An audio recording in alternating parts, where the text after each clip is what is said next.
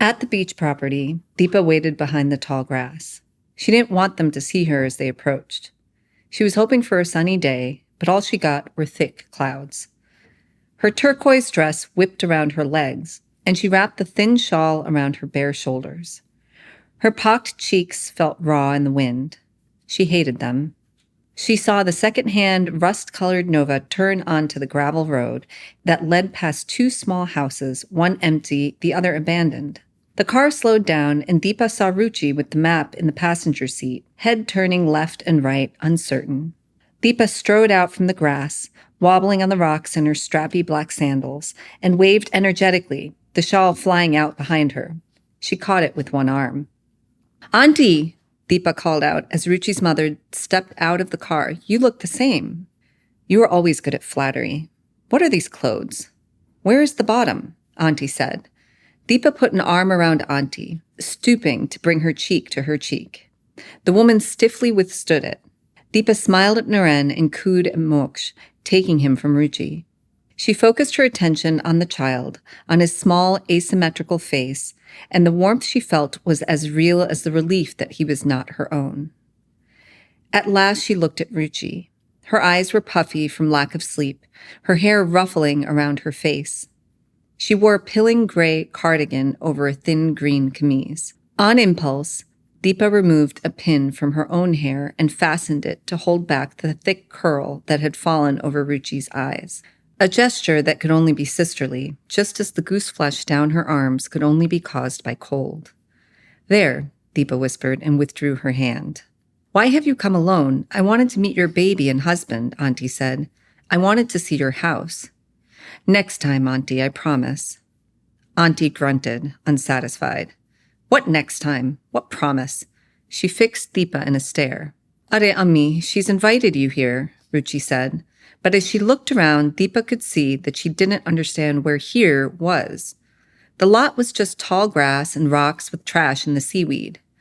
Maybe it was a mistake to bring them here. Maybe they would feel sorry for her. But only if she acted pitiful. Deepa bounced the baby on her hip, who looked all around. They had him bundled up like it was winter. Deepa swept her free arm open. "Do you like it? It's mine." Naren's eyes opened wide. "Yours?" He stood by the car, a sentry. "But what is it? What is this?" Auntie asked, as if she were standing in the sludge at Chapati Beach or smelling pomfret rotting in Mahim. "Land, Auntie, for a house, a beach house for the weekends." When Auntie continued to stare, she added, "Like the film stars have in Juhu." "So you're a film star now?" "Are Ruchi, de film star bani." Naren chuckled, but Ammi's voice lacked its usual bite. Deepa wasn't the girl with the strange mother anymore, the girl who people wondered what would become of her. She gloated to the nuns in her mind, and though she wanted to know if Ruchi was watching her, she felt shy about checking. She led them down the narrow path that cut through the grass to the rocky beach. She pointed out where the house would go, the deck, a carport. Ruchi continued her silence. "Not a film star, Auntie," Deepa said, "more like a director-producer." She turned to Ruchi, who was staring at the baby. "You hold him like he can control his neck," Ruchi said, and stepped forward to gather the child from Deepa's arm. She tucked him between her shoulder and neck, cradled his head in her palm, and turned him away from them. "But how else will he learn?" "I tell her the same thing," Auntie said. "Where are you going?" Deepa called out. Ruchi had walked ahead, slipped out of her chuppals, and turned toward the gunmetal ocean, the baby pressed to her as if she were shielding him or making him invisible. "To touch the sea," Ruchi called back, a little rueful. "Go, both of you take Baba. It's good luck." Auntie caught up to Ruchi, snatched the socks off Moksh's feet, and stuffed the offending things in her pocket. "Naren will keep me company." The tide was in, and Ruchi and Deepa had to negotiate the rocks to find water that reached their ankles. Ruchi gasped from the cold. Carefully, she crouched to submerge Moksh's foot, then clasped it like she'd burned him. A swift affection for them both threatened to draw Deepa under. "Ruch, he'll be fine. He likes to look around." "I don't want him to catch cold, that's all." The foam was brown. They were too close to the mouth of the river that ran straight down from Hartford.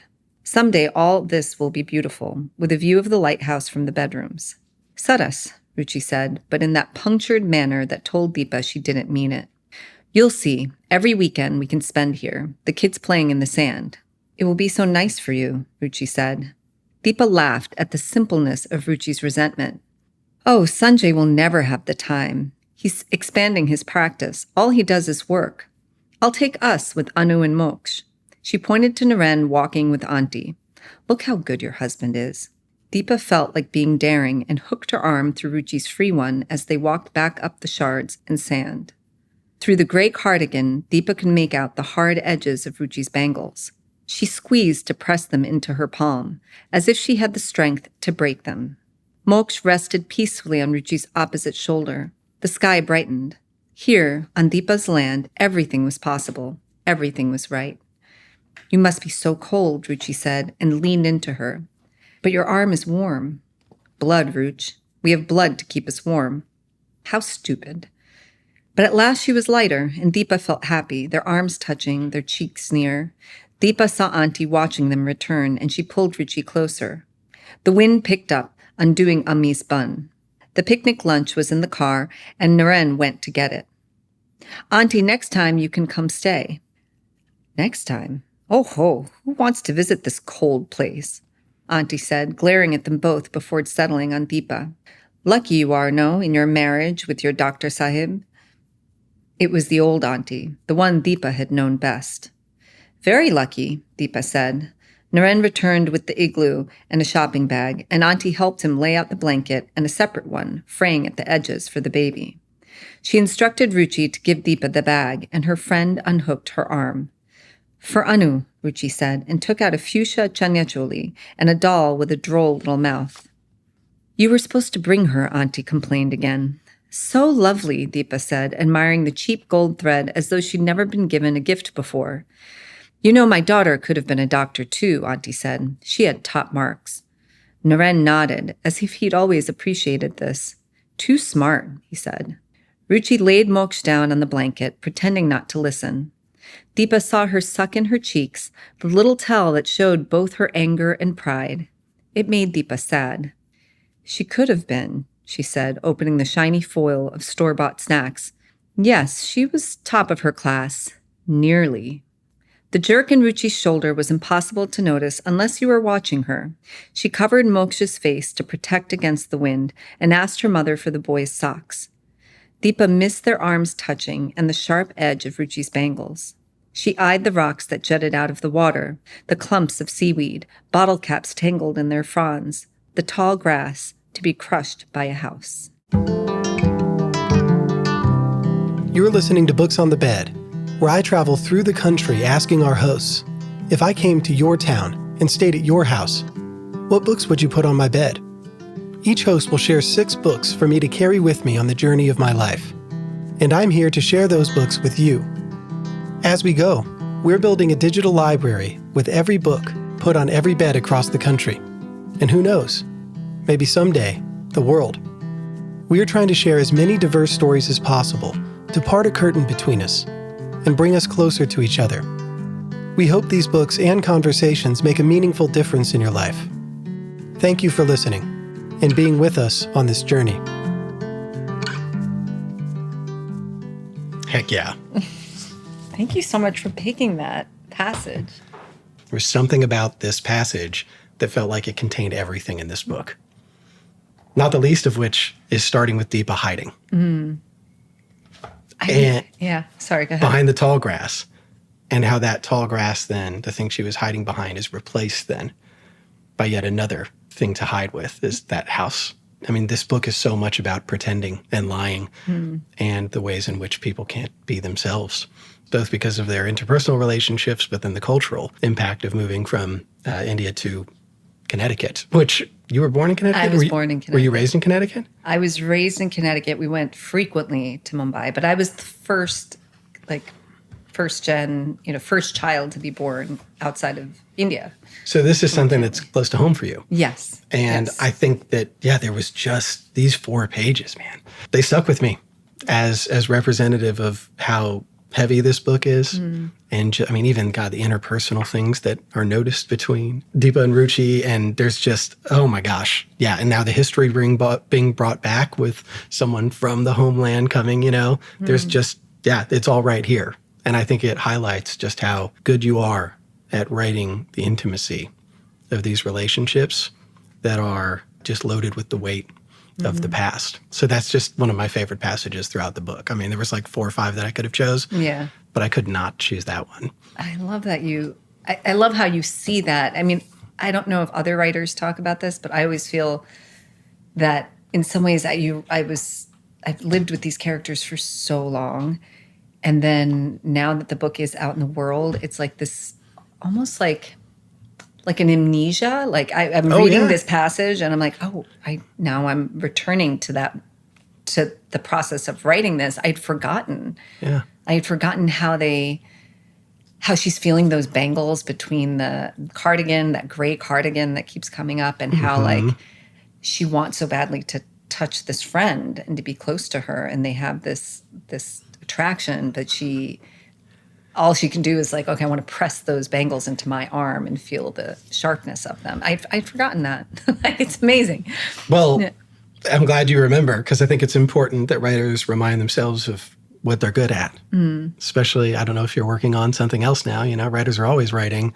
But yeah, I mean, when did you submit this, right? Like, it's not as if when the book comes out, that's when you finished writing. So it's pretty easy to forget. Yeah. But I think this is just like, oh my gosh, yeah. So much of the good stuff in this book that you get on every page is really loaded in there. And also just, the relationship between Deepa and Ruchi is like one that I'll never forget. It's one of those iconic friendships in books that I really cherish. And I feel lucky that Alice did that event with you. Oh, because I do too. I mean, I loved that book. Oh, and gosh, just we found that friendship connects those books. And anyway, sorry, I cut you off. No, that's the thing is like that reading Westward Women and Every Happiness, it just led me on this young female friendship track that I didn't even know I would ever have as a reader. And I've been much more intentional about choosing books or looking for books that have similar relationships. Although I think it's important that they're all in a culturally different setting.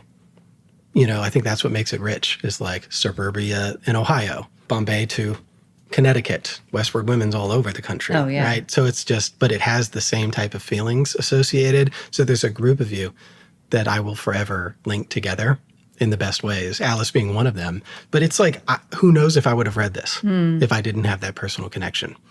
That's why I just like had to follow up, because I was like, well, if she's reading with Reena, then I got to read that book too, I mean, this is like it's one of my things about publishing that I'm like, hey, there's got to be a way where we can read more expansively. And I understand the pressures around publishing, but I can see like, well, these are 2 women from India. That's probably, I think books are marketed then towards audiences based on identity or it's a book for women. Even that idea is like false. And I think that's been one of the best things about putting a book, like having this novel out there, is people who've reached out who I would never guess would read this book, wasn't because I don't know what I was intending. Like I actually truly intended, I remember they give you this questionnaire where you have to like kind of fill out, like there's a question on the questionnaire, publishing questionnaire,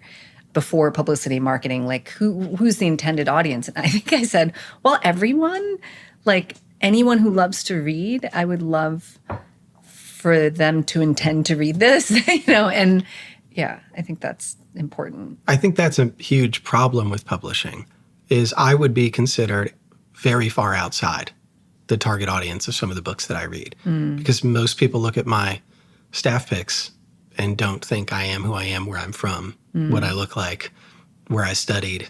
It just doesn't match. But that's the beauty of reading. I mean, I think about the gift of this book as I'm sitting on a porch 5 miles outside of a town of 5,000 in southern Appalachia. I could not be more far from this story in my real life. And yet, I dissolve into it. I forget that I'm in rural Appalachia. And all of a sudden, I'm at a school in Bombay with these two children. And then I follow them over decades. And one of the most intimate stories I've ever experienced in my life. And then next thing you know, I look up and it's almost dark and I'm still in the mountains. Isn't that crazy? That gives me chills. I know. That's the experience of reading. That's why I read, and some part why I write is to transport myself and hopefully other people, But how cool is that? How cool is it that I had two young women from East Tennessee come into the bookstore a week before I came here. They're moving to become teachers here in the city. Wow. And their mom had a Eudora Welty book in her hand, which then she brought because I love Eudora Welty. Yes. And then I said, hey, if you want a book by a teacher in New York City, you should take a look at this. And that's a book they brought up with them on their move. I would love to know who these people are and where they're going to teach. I know. It's somewhere, I forget. Oh my gosh, they're both teaching at the same school. The mother and the daughter? No. The friends. The two friends. Two friends okay. from Tennessee. It was like, wow, that's even wilder. Right. But like, think about that. Yeah. So this was like a book they carried with them here because you can make these connections. But if I didn't read widely, I mean, what would the point of even being a bookseller be? Yeah. I've literally never read Ernest Hemingway. Yeah. I've never read Steinbeck. Yeah. I don't even really feel compelled to do so. And so anyway, it's just like, that's the beauty of it, is what you gave me is like, I literally forgot who I was and where I was because you become so immersed in this. And that's the huge gift. And I just love it. And I love that I'm here now. Oh, I'm like dying, like itching, looking at my books over there. Because as you're speaking, I'm like, oh, there's a book now. I know. Because I have more books than 6 right now. But now I know a book. And I'm going to hold off. I'm going to wait. But I just, yeah. Well, and feel free to, you can switch out impromptu if another one comes to mind. Like people make snap decisions all the time. But before we get to the books on the bed, and I want to talk about a few other things before we talk about those. Yes. Because I'm just grateful for you and that you allowed me to be here with your family and doing this. And I love that you a beautiful story. I heard about this, and I'm like, he's not actually going to bring me gifts.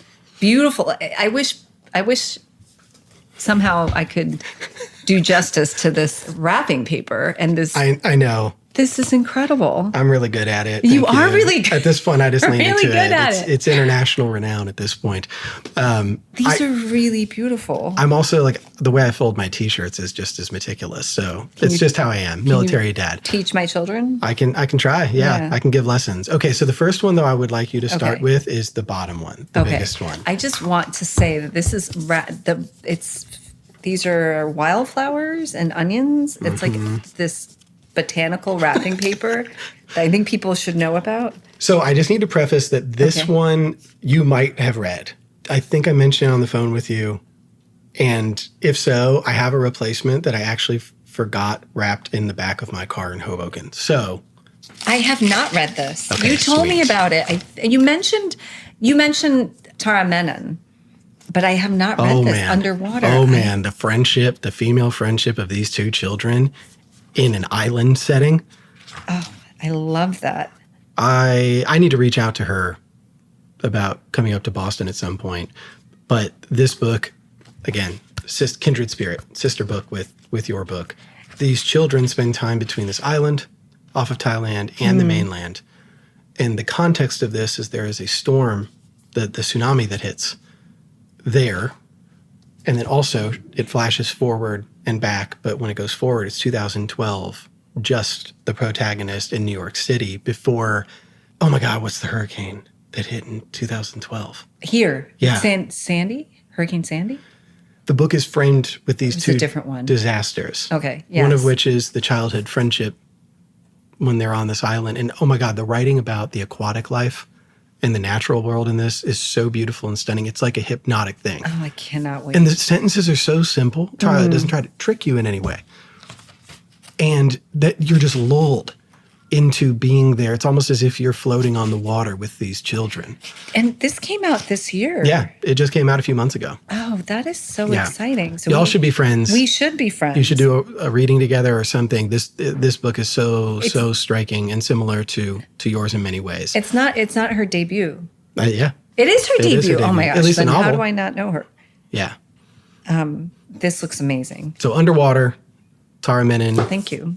Oh my Incredible gosh, book. such a gift. Yeah. So that's one. Number 2, you can do This that one? That one. This one. Yeah. This is another, like, it's got like gold filigree. It's a work of art. This packing.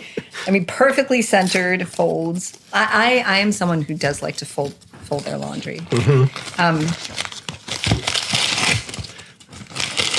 It's just satisfying, too, to have these great wrapping jobs. And then people open them.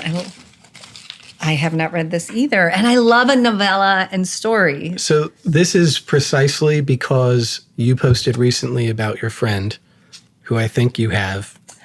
Carrie R. Moore, have you read that book? Incredible. Okay. So it is incredible. The reason I got you this, But Where's Home, Toni Ann Johnson, she actually wrote the screenplay for Crown Heights. Have you ever seen that film? No. I used to live in Crown Heights. Yeah. Okay. So she's just a multi-talented person. She has other good books, but this to me is the crown jewel of her work so far. It is steeped in history of a family feeling like, where do I belong, right? Struggling with just, the minute things that happen over the course of time that you realize. I think that what stood out to me is there was a quote that you had about childhood. There was no place for it, nowhere to lay the remembrances down and relieve them of their weight. And this book feels a lot like that. It's like, how do you escape this family history? How do you build a life? Which is what your characters are trying to do as well. But this is such a good story collection plus novella. And it's also a lot in epistolary form. So you get, it kind of jumps around, and it's really satisfying if you like to read that way, which I do. I don't just want something to happen in order. Yeah. I want to have to figure out where we're going back to and forward to. Yeah, you're going to love this if you love Carrie's book. So. Yes, and Carrie is a dear friend. You should meet if you've reed her book. Where is she? A Texas She's in connection? Austin. Yeah, that's she's right. in Austin. Yeah. Though she'll be here tomorrow. Oh, sweet. She's one of the 5 under 35 honorees. She's amazing. It's a dang fine book. I can't wait to talk about it. And here's the last one, which... Okay. Oh, yes. The map. The map wrapping paper. I accidentally gave you the replacement instead of the one I wanted to give you that's in my car, but that's cool because they're all good. Yes. But I do need to give you the one in the car because you'll understand why. And I'll mention it briefly before we move on. Okay. But this one you can open and still have. I want to just name But Where's Home by Toni Ann Johnson. I don't think I said. I'm looking at this and forgetting I'm on a podcast. Easy. I do it all the time. Yeah. I also love the size of these books. Yeah. I'm very enamored right now with short books. Again, a book I've not heard of. I've heard of Underwater and Tara Menon. I've not heard of these two. Yeah. Well, this is what I'm here for. Yes. So I picked this up, an Iranian author in San Francisco, and I was in Laguna Beach at Laguna Beach Books, which is an awesome bookstore. And I was like, I really want a story that takes place here. But I actually, when I picked that up, didn't know it would start in Laguna Beach. This is an immigrant family story that is about being torn between two places and different religions, different cultural practices, and not knowing what to do with that distending, just not knowing where you belong and what can happen when you have to choose which way you're going to go and the consequences of that.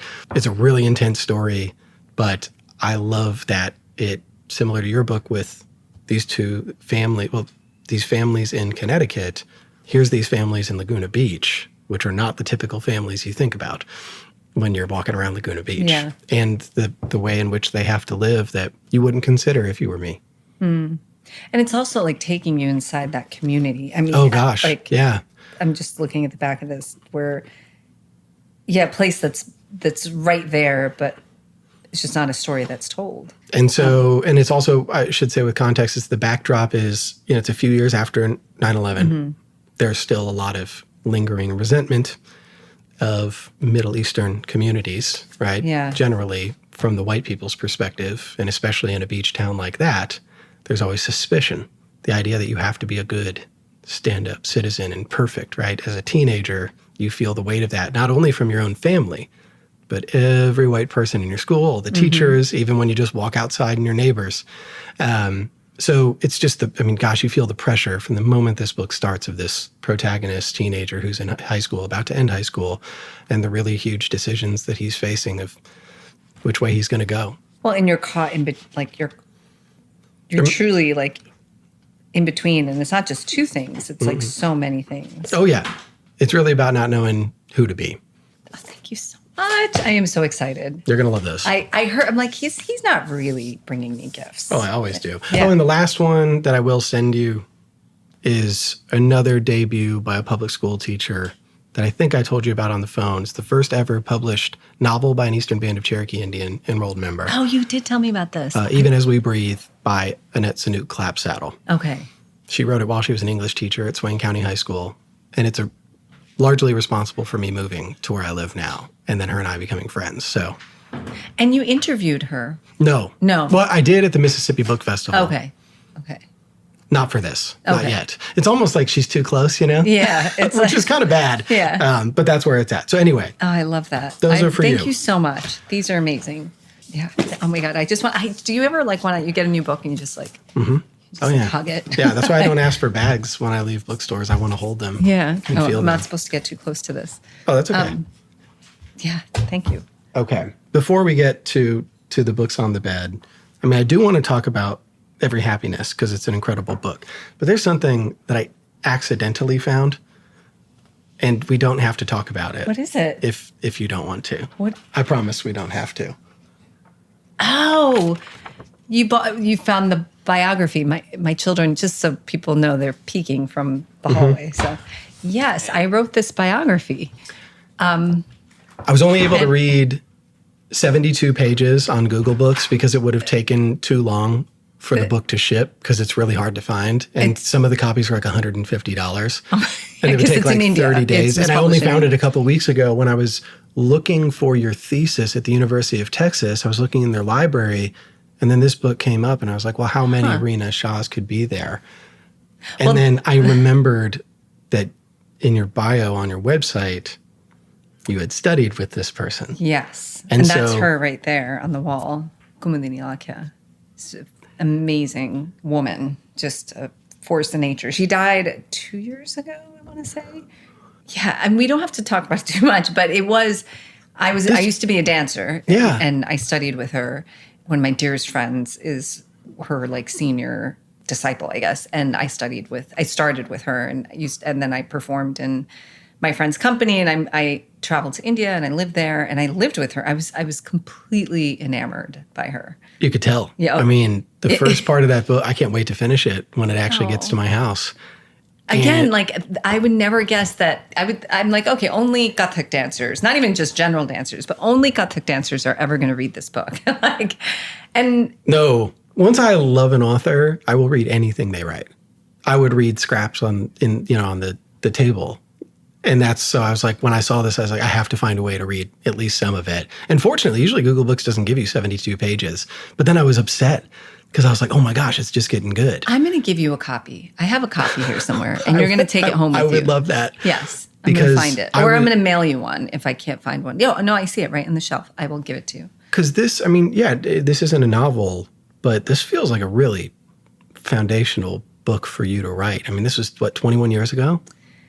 Yeah, I was kind of running away from writing fiction, and I was dancing a lot. I was living in India. Because you were there on a Fulbright? I was there on a Fulbright. I got there the day before 9/11. That's right. Yeah, I got there the day before 9/11, could not believe, moved to India from New York. Oh my and gosh. my sister, all the people I knew and loved were in New York. And then that happened. And it was really interesting to be in India at that time. And then to go, at first there was like fear of like Americans everywhere. But then what was so interesting being in India at that time is that, one, that everyone knew that this had happened to the United States, right? And then a couple weeks later, and it was still, I think the war in Afghanistan had happened and had started. And there are a lot of people, and right, because you're living in a place that's not, you're not in the center of where something happened, and so you're seeing it from outside. Even though I was from, was living in New York, and understanding like, well, there's so much violence that happens here. There's so much, we know this, and yet when it happens to us, it's not postered all over the world, essentially. And to understand that perspective, you really have to like be somewhere and live there. And even though, I'm Indian American, I traveled a lot to India when I was a kid, but I was still was an American there. And I was there even on State Department money. And it was like really humbling, that perspective. And naturally in New York, the feeling was like, oh my God, this is the most horrible thing that has happened. And it is so horrible. But just like the perspective from a country that has gone through a lot of violence and had, recently, in the last, at that time, within 50 years or 60 years, gained independence, and like all the bloodshed from its colonial history, and like all of that, it comes to bear on like how you view an event. Yeah. So it's really interesting to be there, and then to be with this woman who's she's a very complicated person. Seems like an amazing artist. Yeah. What a family. Oh, I mean, yeah. Gosh. Just even reading about the roots and how she ended up becoming this dance icon. I found it really interesting how you wrote characters who were so the opposite of her in terms of, like, this is all about self-expression. Oh, yeah. And that came from a family that she was able to pursue all these different avenues and had this support, right, for the artistic things that she was trying to do. I mean, didn't she go to 3 different, like, agriculture, architecture, and then became a dancer? I mean, it was just like, she was very multi-talented, intelligent, had a lot of the family influence of like, education was really important, but the school itself that she went to when she was young was very similar to the school in Every Happiness. And she pushed against it. Right. She had the opportunity. Well, and she was just partly because then she ended up not having a family because her mother died young, and then her father pretty much abandoned her. And so she was left on her own, but then she kind of chose to not shy away from just pursuing what she wanted to pursue. And she had, responsibilities. She had her brother and to take care of. And I mean, gosh, the love story that happened, like all within just the first part of that book, I was completely captured by. Oh my God, I forgot about the love story. Yeah, like working on the tour with that, I forget the name of the dancer that she was with. Ram Tamija? Yeah. Yeah. And then meeting her eventual husband when she was was it London? Did she meet him in? I thought she did. Oh gosh. If she might have. I mean, that's why she ended up in Ahmedabad, because she married him. Right. Which was very outside of the dance center world. Like Delhi was the dance center of the dance world. And if you wanted to be a dancer, that's where you would live, right?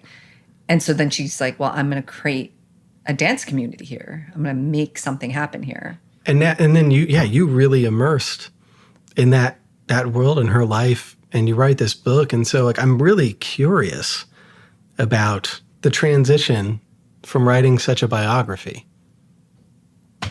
to writing this novel, because there's a long time in between. Mm-hmm. But I'm wondering if there's any, like if this book had any sort of connection to what you eventually wrote, or if it probably did in my subconscious. Mm-hmm. And I think she was really complicated. So she was a very charismatic person, a real force of nature, a real pioneer in the form. I mean, the fact that she was, dressed this way, where she's not wearing like a big scarf and kind of hiding her body and showing her like the length of her arms and that kind of movement, she was really pushing boundaries. And so in a way, she was not repressed the way these Ruchi and Deepa were and are repressed. But there's also, her ambition is very similar to Deepa's. And that ambition was also a trap, in terms of like her relationships. She has taught amazing students who are doing amazing things, who are amazing dancers and choreographers in their own right. And so that it's an amazing gift that she's given.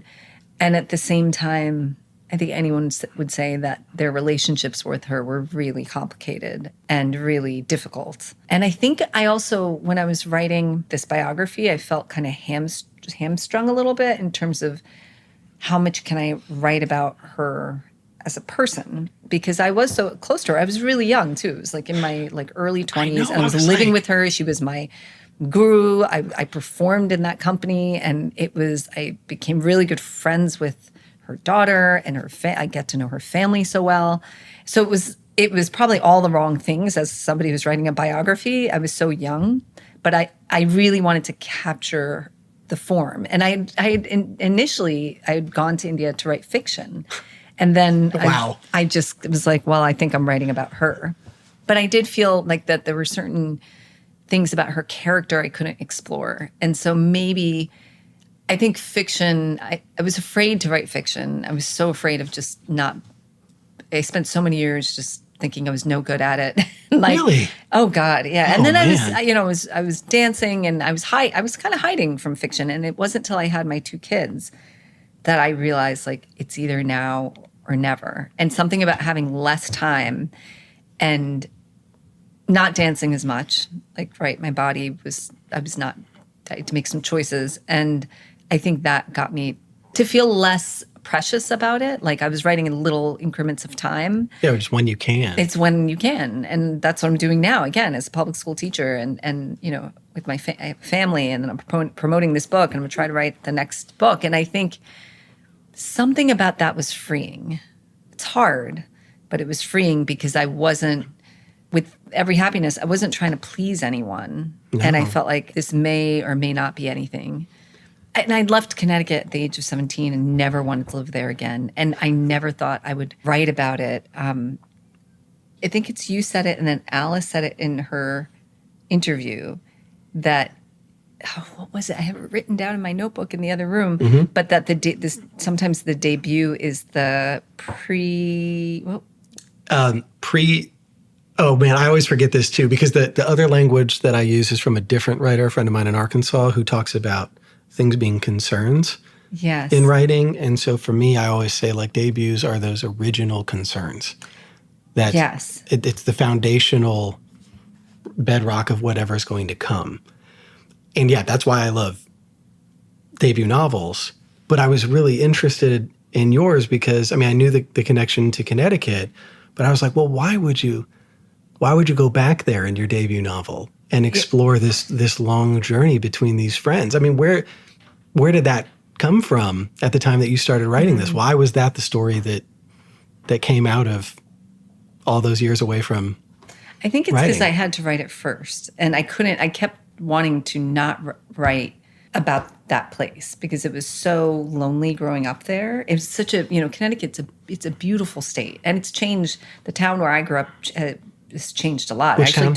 I grew up in Tolland and then South Windsor. Okay. And at the time, I think we were the only immigrant family living there. Very few people of color. And it was really jarring, a jarring place to live and really lonely. I took my kids back because I was curious, what has happened with this town? And because of the way housing prices never really rose, it was too much development in Connecticut. There's subdivisions. They're all over this book.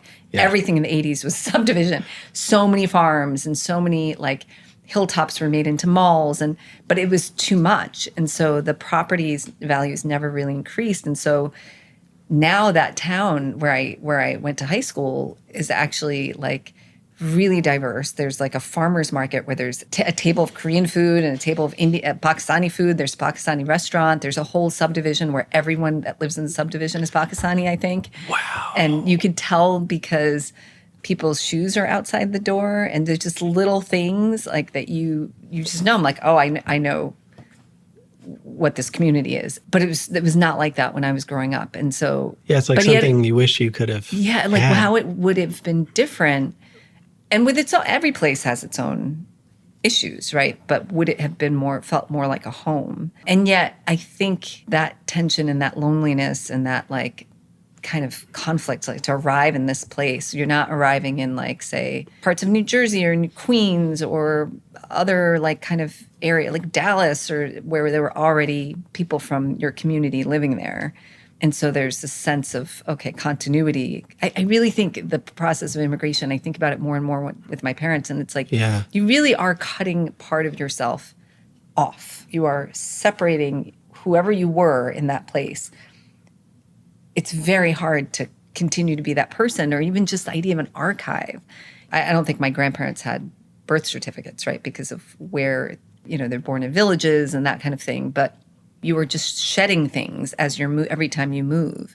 And so, like, diaries or documents, like, they're just how would you objects. How would you remember where you come from? Yeah, it's all memory and it's all story. And sometimes even those stories, it's painful to talk about because that place feels so remote to you. And so, I don't know, there was a lot of story there, and there was just these characters, they wouldn't leave. I'm like, okay, I guess I have to write about you. I think the loneliness is the thing in this story that hit me the hardest. It's everywhere. You mentioned the development that's happening all around. I found it fascinating how much house building There's a lot of houses played into the story, that these houses, these rooms, these creations of new spaces will somehow change anything. And that one scene where Ruchi, Moksh, and Naren go to that house that is the framed, it's just the frames, that killed me. And they start making up their ideal house. All of these rooms. It's like one of those few moments where things feel light with that family that is otherwise, really brutal to be with in this book, to be completely honest. I'm like, I sort of resent you for making me be in such lonely, sad households. Sorry.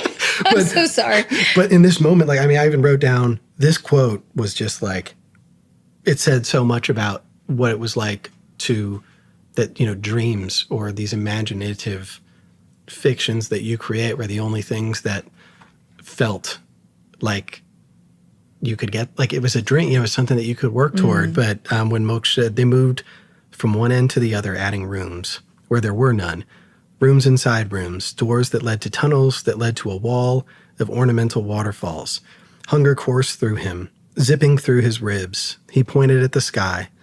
Over here, the stairs that lead up. He said, because he'd never get this chance again. All of them lying at once. Tiling bathrooms and cutting windows, a view to the turquoise pool, speaking over each other until their voices were a single uninterrupted sound rising and falling in the circling night. I remember writing that. I remember them going to that house. It's funny. It's like, I feel like there came a point where it wasn't, you give up your decision-making powers as a writer. In some ways, that's not true. That sounds very woo-woo. But, like, they're arriving at this house and this construction site, and it becomes like a shared moment of intimacy for them. But this thing they're never going to have. And it's all of them lying at once. And then even Anu brings that back, saying that lying felt comfortable. Like an act of love. Like you're letting someone believe in the image of you. And I think it's kind of common when the expectations of there's a lot of riding on how you should be, because there's so much sacrifice in coming to this place. Like, a lot's been written about that. But what that actually feels like and how much hiding happens because of that, I think that I had to get inside of that. And you did it. So, gosh, like but the pretending made her feel safe, a fact she abhorred but couldn't change, a vestigial tale she couldn't hack off. So that at a certain point, the lying becomes so natural that you actually don't know how to be truthful. Well, and I think it becomes also comfort, because that image of your good self, the good daughter or the good immigrant or the good wife or whatnot, becomes something of mythology you can believe in, and it becomes part of the family story. Gosh, even that scene where they're at the carport. When Anu and Deepa, her mother. Oh my gosh. That was one of the best things I've ever read in a novel. Oh my God, Matt, you're like killing me. I mean, at that moment, she's on it. Like she's telling the truth. And I think the thing that about these characters and why, like, so I have a story collection coming out next year, and there's two stories. Thank you. Two stories where these. One is from Naren's point of view, and then there's one from a friend of Moksh's, or friend, the neighbor, and it's about Moksh, and it's about his own family. And I feel like I'm always going to write about these people in some form. I think they really love each other. I think that's the thing and I think I'm interested in love that's very, I guess it's not that I think love is imperfect. Oh, yeah. I think it's just, I don't know. I think human interaction is full of conflict and tension. And I think I come from a family where we the way we communicate is often through bickering.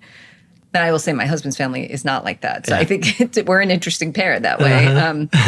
But we can bicker, and then the next moment we're like, calling each other because we need to chat about, Yep. That's I need your help. Yeah. And there's no question, like, that they're there for you. And I'm not saying it's a really healthy way to be, but it is a way. And yeah, it's just hard. I mean, in this book, they don't know how to express love. There's no real, even when Moksh presents the idea of doing group therapy, that line Ruchi had about like, but how are we supposed to use these words without them like destroying us, Yeah. I mean, that's some deep shit, but a lot of people struggle with that in their own families, or even, they were within an arm's distance of each other in the small room and yet unreachable. Yeah. That feels like a lot of this book, is that Deepa and Ruchi come all the way from their childhood home in India, go to school together, and they're right down the road, and yet they can never get as close as they want to be.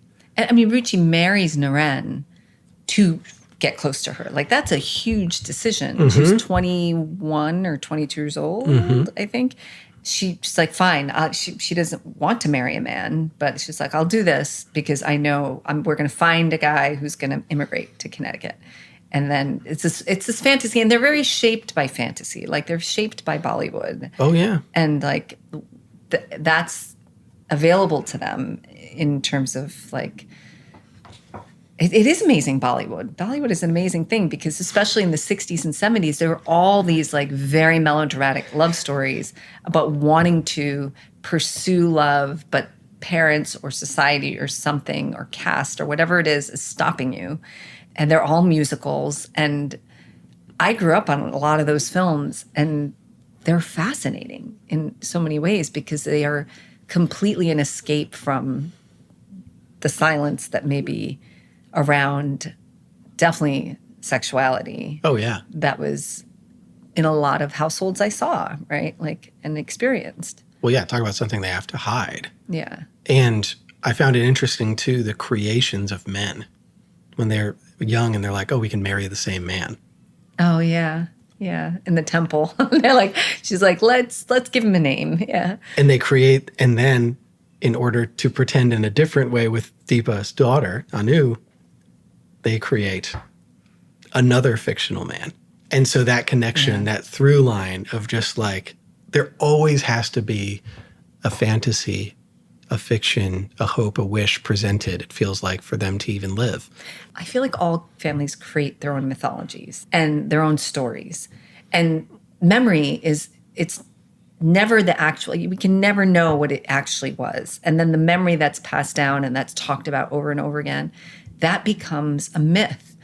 And it's a way to create belonging. But it also then is a way to crowd out other memories, the memories that you don't want to talk about, or maybe if somebody disagreed with those memories or has a different perspective. And then there's like a main memory that kind of takes over. And I've always wondered, why do we not want to talk about the ugly things? It's like it's fascinating. Like, the families are sometimes, not always, they're the people that, often like your first group interaction of, and like there's the mythology of the family, right? Versus a chosen family, the idea of that these have to be your people because of blood. And you have to then have stories around that to make that work. This story started with Ruchi and Moksh. Like, it was going to be a mother-son short story.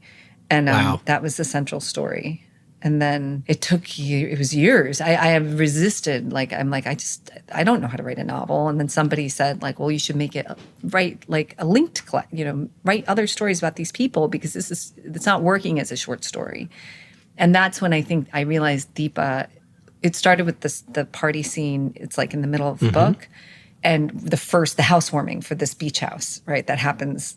It takes forever to build this house, but then they have a housewarming. And that was just a short story, and every single character had a point of view in that story, and it was too crowded. And Deepa was really villainous, I think, in that story. And I think she was kind of she was a flat character. And I think the novel happened. I don't know. I mean, how did the novel happen? But I think it was partly like, okay, she's a real person, and I have to stop trying to blame her for everything.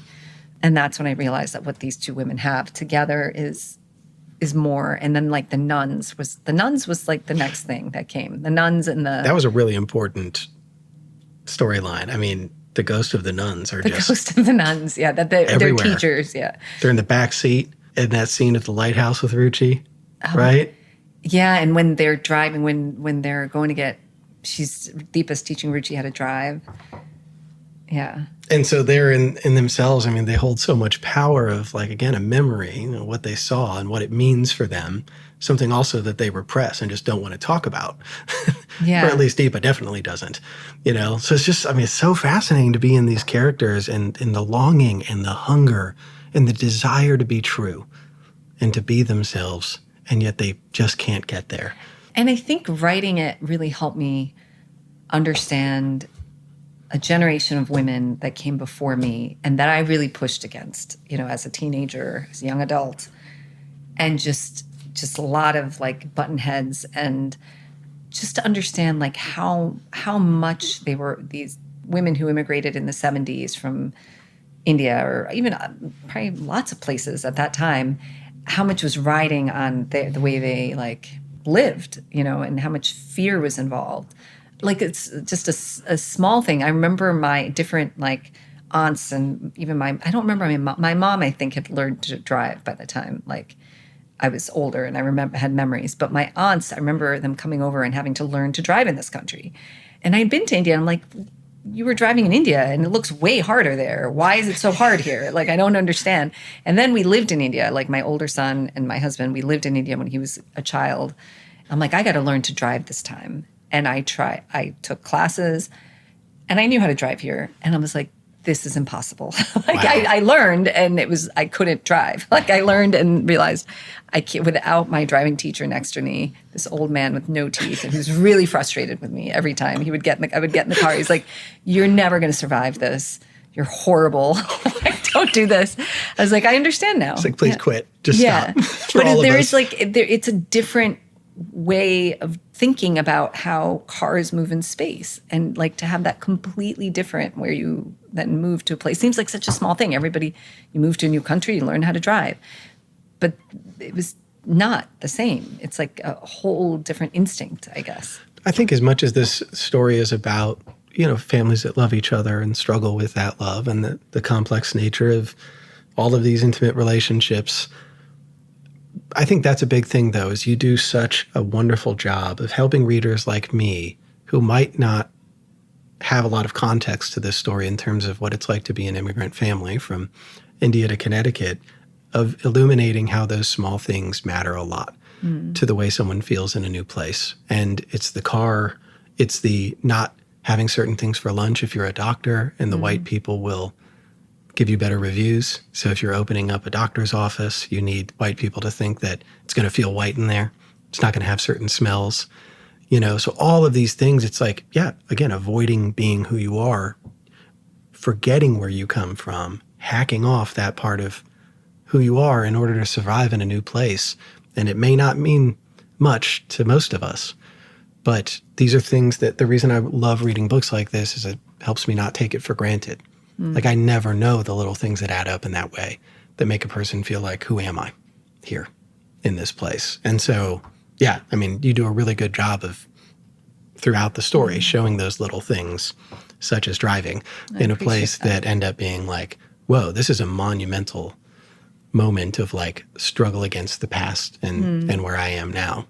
So, I love your reading of it. I love that you read it and that you found it. Thank you, Alice. Like, 'cause it's just, your reading of it is so deep, and I so appreciate it. Yeah, this is going to be on my special shelf in my house with all the other special books. And I am a sucker for a debut, that's for sure. But I think this is just the beginning for you. This felt like a watershed moment. To write this book as number one, right? I'm not ever... I don't even know where to look. I'm so shy away from any kind of praise. Well, but thank you. I'm going to just say thank you. I think it's not about debuts being the best book that someone ever writes. But the fact that you went back to where you're from, you're exploring all of these things that you couldn't, even in a biography, right? And it had probably been weighing on your mind for a long time. You can never replace that first telling of a story. And so, yeah, it's a gift to the world. And I'm sure the short story collection is going to be even better. Oh, right? Thank you. When you got this out of the way in some ways. Well, I do think writers feel, I imagine, at least I feel like my best work is always ahead of me. And yet I love this book so much. Of course. It's like, yet everything else feels really thin. Well, even as a reader, I'm going to struggle to move on from it. Because when you love a book so much, it's like when you make something that's so good early, it's almost as if, well, how do you follow that up? And as a reader, though, same with musicians, filmmakers, I always remember I have to give you all the freedom in my own mind to change. And to write new stories, write new albums, make new movies, because it's not fair to hold someone to something that they wrote, even if you love it, right? So it's like giving myself as a reader that space to have the same amount of wonder and attention with your next book that I did with this one. Can we just clone you as a reader can we just make more of you, Matt? Look. That's just why we should be reading with open hearts, right? Totally. And watching. Totally. And yeah. This book, like I always say, I want books that make me a more full human being. I appreciate that. That's this. I'm going to visit your bookstore. I really want you to. At some point. I'm telling you, you could do a family vacay. I'm close to the Smoky Mountains. I've got 2 rooms. Alice has extra rooms. Yeah. We would love to host you, whether it's for this one, paperback, or your new book. Please come down. I love the publicist at Bloomsbury, so I've told her already. Shout out Rosie. Rosie. You know Rosie. Yes, I love Rosie. I was going to say, well, I'm reading, have you read Martyr by Covey? Not yet. No. Oh, I know. It's like everybody's read it and I haven't. I'm reading it right now. I avoided reading it because I knew I was going to, I thought I'm going to really love it. And then when it's over, I'm going to be sad that it's over. Or I'm not going to love it as much as I want to love it. And that's always devastating. Yeah. But it's actually, I love that book. And something you said reminded me of that novel. I can't remember what it is. Anyway. That's okay. It's easy to... That's not one of my 6, but well, can I just put it out there? Speaking of other books, and we've talked about you as a writer, but I do want to give you a chance to share your actual books on the bed, which I'm very excited about.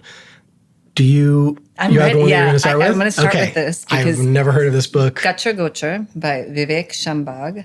He's actually a playwright, primarily a playwright. No, he's written 5 short story collections, but he's also a playwright from Karnataka. And so this is in translation from Kannada.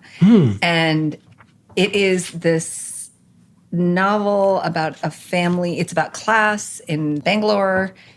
And this family that kind of becomes more successful through their they own a masala business, Sona Masala. The narrator is he's a member of the family. He's very sensitive is what it says over here. He's just very also passive. His observations of the family and what's happened and what they've lost in moving up in life and their separation from each other. He lives with his parents and I want to say his brother and sister-in-law and his older sister. And it's like a joint family. And it's funny and strange. The ants in this book are the most amazing ants. So you're talking about the separation from class ascension. What happens to this family because of class ascension? Part of the family ascending or all of just the family ascending. Okay. Yeah. Wow. Yeah. Interesting. And so it's not about as much the tension between the classes, but what the rot that's taken hold in this family. Interesting. And it's super short and it's dark and funny. There's satirical elements, but then it's also really moving in so many ways. And so it's just one of those books that's so hard to classify, which is what I love about it. When did you read this, or why did you read it? Was it a grad school thing? No, I read it at UT, but I read it because we were in India, and this really good friend of mine's daughter reads. She's like a, I'm going to get it wrong. She's some kind of major scientist. She studies, like, she's a PhD candidate for something I should know what she's studying. It's a very writerly thing to say. I know. It's Everybody's just a scientist. I know. It's that does really science. bad. No, she's economic development or something. Okay. So like a scientist of economy, like she's getting her PhD, but she reads really widely and she has really good recommendations. And she recommended this to me. And then I read it. I was doing like an independent study with Edward Carey, who's brilliant. Yeah. And it was me and a couple other writers. I'm like, can we read this together? And they said yes. And every single one of us was like, wow, this is one of the best things we read in a long time. And just look at that. This is the Indian edition. I was going to say that cover is awesome. Yeah. And do I read a little bit? Okay. Oh, I love that. Okay. Yeah, because it helps people understand like what they're going to dive into. I'm not a great synthesizer of books. But That's okay. That's exactly why you dive in. I mean, even a paragraph or two illuminates, like, it helps people feel the story and connect with the language of it. So yeah, I love when people read. It's actually the best part, I think, because then you're like, that's what I love. I've loved in your podcast when they're reading. It gets me excited. Yes. Where I'm like, oh my God, because now I want to know. You just have to get me into the story. And this is Gutcher Gocher is what's cool about it. Is these are not, I was like, that sounds similar to words I know, but it's nonsense. Like, these are not real words. I just made them up. Yeah, he made them up. It's hard. You find them up. You find out what it is in the book, but they're not. It sounds like a real word, but it's not. Okay, so this is about the ants. We had no compunction towards our enemies and took to increasingly desperate and violent means of dealing with them. We'd flatten them with our hands or feet or books wherever we saw them. If we noticed that they'd laid siege to a snack, we might trap them in a circle drawn with water and take away whatever they were eating. Then watch them scurry about in confusion before wiping them off with a wet cloth. I took pleasure in seeing them shrivel into black points when burning coals were rolled over a group of them. When they attacked an unwashed vessel or cup, they'd soon be mercilessly drowned. I suppose initially we did these things only when we were alone, but in time we began to be openly cruel to ants. We saw them as demons, come to swallow our home, and became a family that took satisfaction in the destruction of ants. We might have changed houses since, but habits are harder to change. Wow. And there's... an ant in the middle of well, that's the, I don't know what you call that thing, but when there's just the divider. Divider, it's an ant. That's so cool. I just love this book. You should read this. And it's very unsettling because it's also a lot of these characters, like, that's not cool. You're just taking... Well, I was going to say, that's some dark shit. It's dark. They do a lot of unlikable things. And I definitely am interested in that, like the unlikability, but that you can be moved by people who you disapprove of and actually feel like, oh, I recognize this in myself. Or, every character is so vulnerable. Well, even the idea of like... afraid of being vulnerable. Ants are so small. Yeah. And yet talking about an invasion, right? I mean, I don't know what the context of that is, right? But like, there's something there that's like... Well, and it's about numbers. Yeah. but that there's suddenly a relish to kill them and to do it together. Yeah, a family event. A bonding event. Yeah, wow. Okay. I mean... It's so good. That's a good first one. What do you got second? I'll kind of go in order. This is The Story of a Brief Marriage by Anouk Arudpragasam. He is born in Sri Lanka. He's from Colombo. I think he lives, I don't know where he lives now. I don't think he lives there anymore. And he comes from a philosophy background. So he studied philosophy, I think got a PhD in philosophy. He talks about writing fiction as a way where he can actually secretly write philosophy, which is fascinating. Yeah. And it's set in it seems, to say that it's set during the Sri Lankan Civil War towards the end of it it's not just the setting. It is the world of the story. It's the characters are completely enveloped in it. They're at a refugee camp. They've been pushed so far that they're by the water. There's nowhere else for them to go. So it's really dire, right? And they're in this refugee camp. And it is the story that, tells you what it's about. It's a story of a brief marriage. And so you can imagine the horror of that.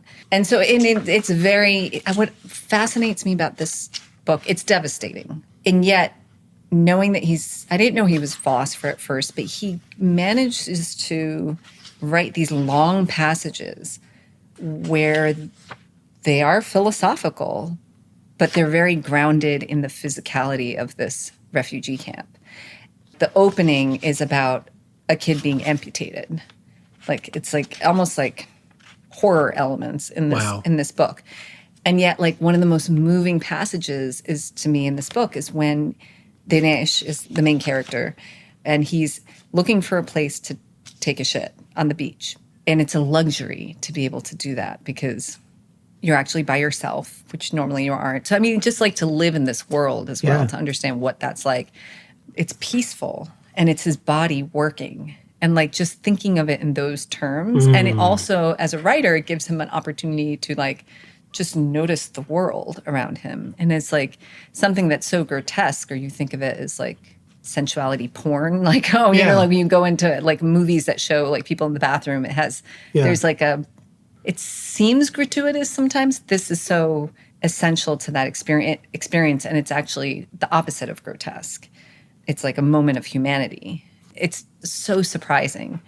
And, he also does not write any dialogue because... Whoa. So it's all reported dialogue or suggested dialogue almost. There's no quotation marks, but that's, even aside from that, because these characters are speaking in Tamil, and he's I'm not writing in Tamil, I'm writing in English.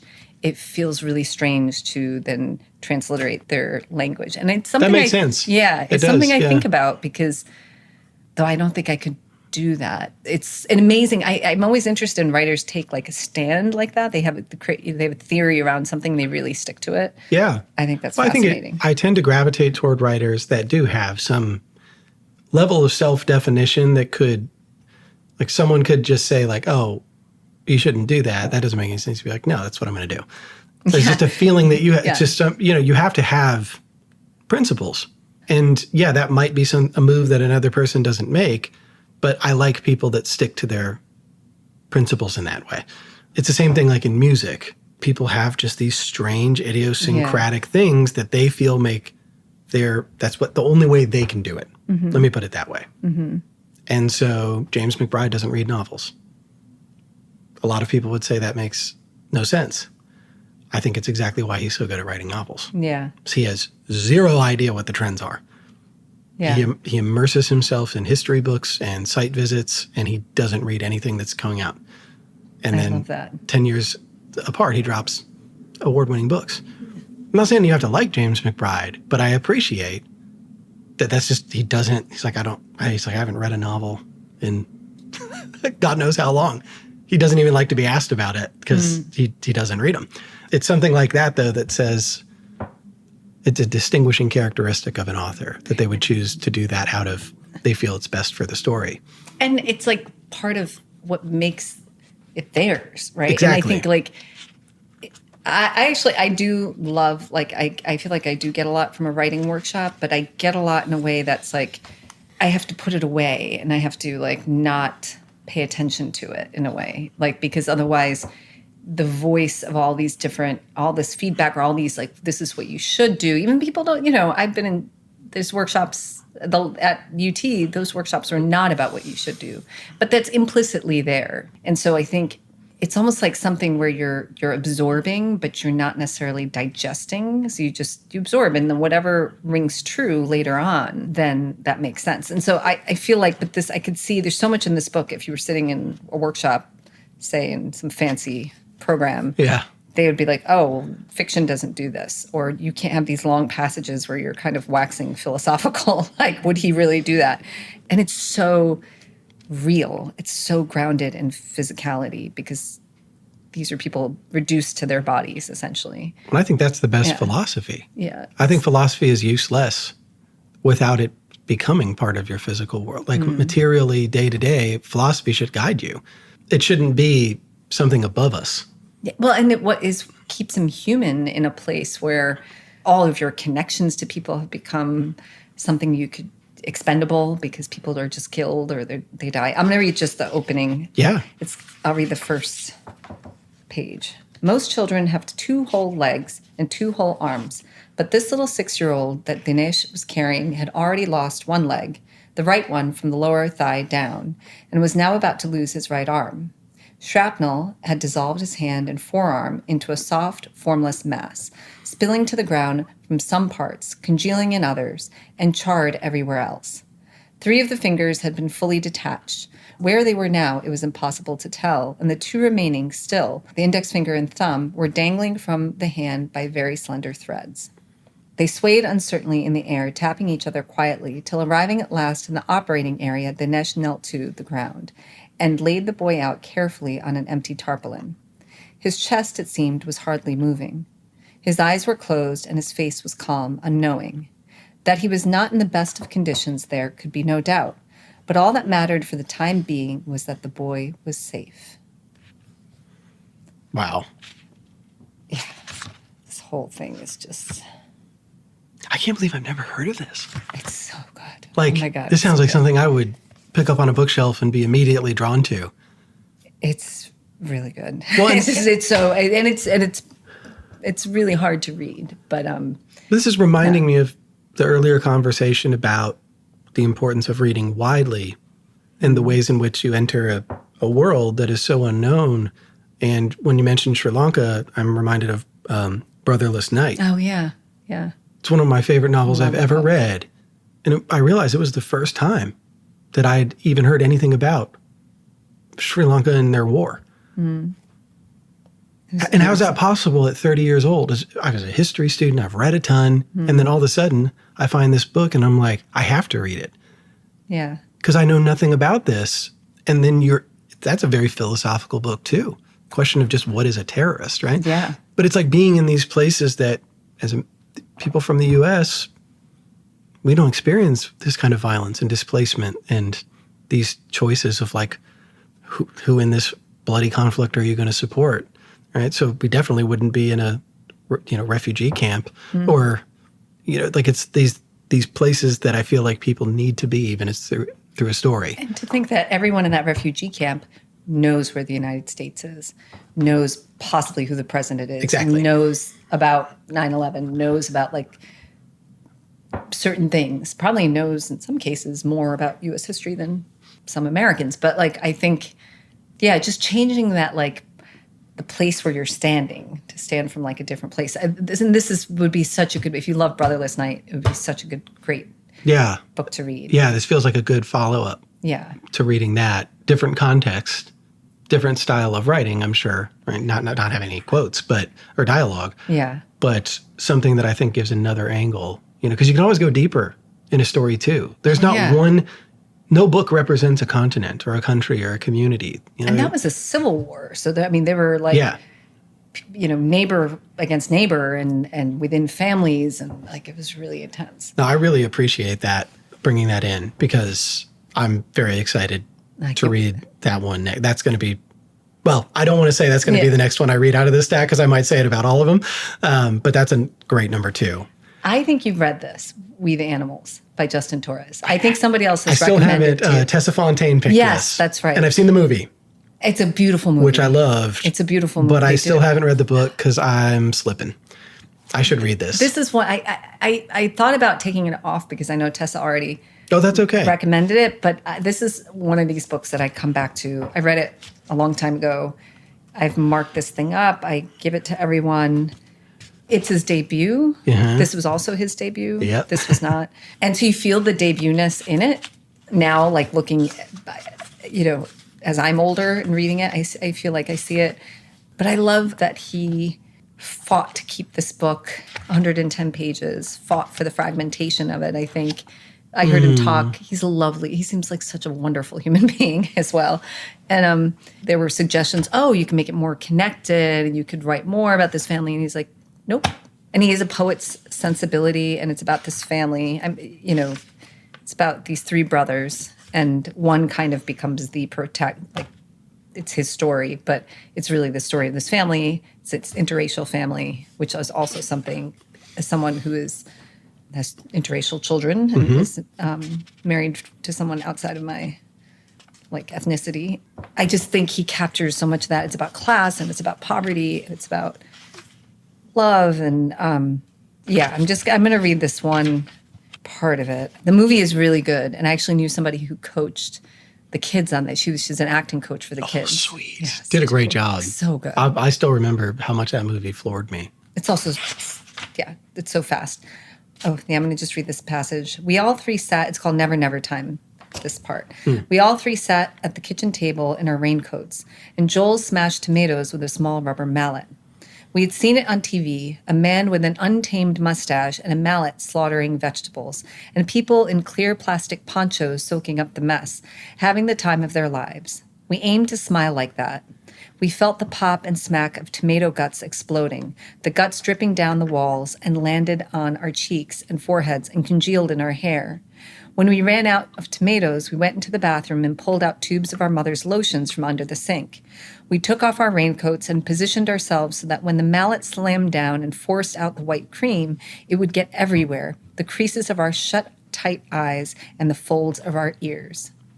Our mother came into the kitchen, pulling her robe shut and rubbing her eyes, saying, "Man, oh man, what time is it?" I'm just up there. Yeah, this mom, man. I really feel for this mom. It's interesting that you've picked books that are very, these are authors that seem sure of themselves and what they want to do. I always love an author that fights for something that other people are trying to either take out or expand upon, right, trying to make it something that it's not. This has actually been a very relevant conversation in the last few interviews. The last two people before Helen a couple days ago, Jackie's short story collection, in fact, the passage I chose for her to read, she said was a non-negotiable, that she fought to keep it in. Because it was the story of the whole collection. I was like, this book would be nothing without this story. How could someone want to take it out? But because it didn't make sense or whatever. I'm like, this book's already a drug trip. What do you mean? It's none of it makes sense. Yeah. But then another author I interviewed who has her debut novel coming out in a couple weeks, in the story I chose, felt like a complete tangent into the life of another, like a friend of the main couple character, right? And so you could say, what is even going on here? Yeah. But I loved it so much. And the reason she chose her agent is because all of the other agents thought that story could be removed. And the one she chose said, she quoted it in her pitch as a reason she would want to represent her. That's the best agent story, actually. Right. So it's important to have that conviction. Yeah. To write and not let other people shape a story that you feel, fragmented or not, this is how it needs to be told. And afterwards, everyone will say, because this was such a huge success. Well, yeah. So oh, of course. But no, it's not of course. You have to fight for it. But think about that. We wouldn't have gotten such a book. Yeah. Had it, what if it doubled in length? It might still have been great, but it would be a totally different book, right? Yeah. So I think it's cool when people, again, take those stands and say, this is what it needs to be. Yeah. But I'm glad that one's brought back around. I still think that it is, I do love when there are repeat books because that means something. As much as I love when it's all individual, unique books. Yeah. But you and Tessa are two of my favorite authors of all time. So makes sense that you would both choose it as one of your books on the bed. I love that. I know of her. I know what she wrote. You would love Tessa too. Yeah, she seems amazing. She was with Alice for her event at City Lights interviewing her. I think I saw that. Yes. That's a great pairing. Yeah. So I'm realizing that all of these are men, which is shocking that is actually, right now. But I'm going with it. This came out 2 weeks ago. Oh, wow. No, a month ago. God, it was May 5th. Carry Out. It's Link Stories by Hassan Dudar. It centers around this family, the Adilbis, who own a carry out in Toledo, Ohio. He grew up he grew up in Toledo, Ohio. My parents lived there too. Oh my gosh. After I went to college. So I am all in on this. Yeah, I know Hassan because we share the same agent. But the reason I actually interviewed him for I wrote something for I wrote up an interview for the Rumpus because I just read this and I fell in love with it. I'm like, I want people to read this book. Oh, so this is what you were mentioning earlier with the Ohio thing. Yes. And it made me want to go to Toledo. It made me think about like the bodegas I go to, and like one of my uncles had a candy shop in like a Midtown Manhattan. You know how sometimes in the lobby there's a shop or a little bodega. He worked up to own one of those. It made me think about that. It's about the experience of the Dilby family moving from Lebanon. The displacement is so many times because the father's family, he's Palestinian and moved from Akka to Lebanon, and then from Lebanon, the family immigrates. The entire family immigrates to the United States and end up in Toledo. So it's just so many layers of displacement. And it's even cool to hear you say it made me want to go to Toledo, because that is just something nobody says. But that's why stories like this are important, because they make you think of a place that nobody thinks about. Yes. At all. Yes. Or a place that maybe everybody thinks about but doesn't think about it that way, like Laguna Beach, right? Like exactly. And so you want to visit it again and see it differently and look at the things you thought were invisible that were invisible to you. It's like seeing something for the first time or seeing it for the first time in a different way. And these books can do that. Yes. But that's so okay. I love it. And it's also really funny. There's a lot of absurdity, which I think comes with the experience of being displaced. Like sometimes things that happen are really absurd. And these are characters. So there's the parents. A lot of the stories are told from the point of view of the kids who are born in the United States, in Toledo. And because, this is another writer, you could see someone saying, well, this could make it a novel, right? And he didn't. And he's like, these needed to be stories that came to me as stories. And there's an expansiveness in terms of time, in terms of character, that if this was a novel, it would feel different. And there's like space, there's like absences that are really effective in terms of like, you're making big jumps. It's organized chronologically because there are so many jumps. And it's also about like storytelling, like the younger generation wanting to know about the places that made their parents, and those places being so painful to revisit, or fear of passing on the wrong thing, or memories you don't want your children to have to, like kind of like what you were talking about with your father and him not wanting anyone to know about that because either from shame or from like, I don't want that to affect you. And being a parent now, I see you just want your children to be happy, but your kids just want to know you. And like, it's a natural curiosity for young people, or even as I age, like to just sometimes, especially as you get older, and I'm older than my parents were when they had me and my brother. This comes up a lot too. Looking at pictures of your parents, you realize like they were real people in that moment. It's not just a still image. They had a whole life at that moment, and you're like, what did you even do? Like, what was it like at that moment? What was surrounding that photo? What was outside of the frame? What happened when that photo was over? And I think kids naturally want to know that stuff. But the reason I was getting goosebumps with you talking about that too is because I constantly travel back to that scene where Anu is saying to her mother, Deepa, the children want to know you. But remember, then you put in italics, I want to know you. Yeah. She knows nothing about Ruchi and Deepa. Even though they're clearly friends that are linked from childhood, it's all a mystery. And she gives barely a taste of going to the movies or getting certain snacks. Yeah, so it's just like those moments where a child is just longing to know. And what she could have shared, had she grown up in another time, maybe Deepa and Ruchi would be queer. And maybe they would not care for each other anymore because they'd have other relationships. They wouldn't.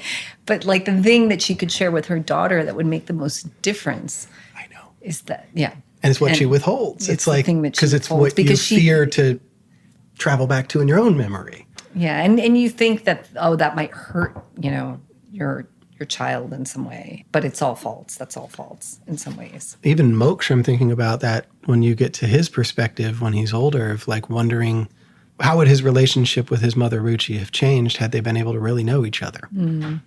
And so that's its own kind of pain, is your mother doesn't want to revisit things, but that causes a disconnect between you, and you're not unaware that these are like buried memories, or it's complex, as you said. There's so many layers to this, and parents are sometimes afraid to open up that box because, again, what will it do to me if I start to look back? It seems like this book is partly about... It is, the way you're describing it's like better than I could have. And I read the book.